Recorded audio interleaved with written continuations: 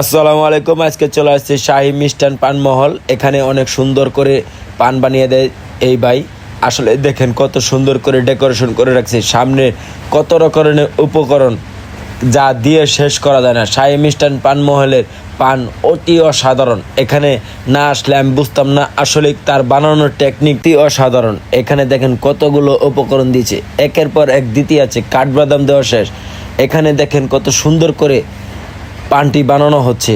আসলে দেখেই তো ভালো লাগছে, মুখে দেওয়ার আগেই তো মিলিয়ে যাবে মনে হয়। দেখেন কত রকমের বয়ম এখানে কত সুন্দর করে সাজিয়ে রেখেছে।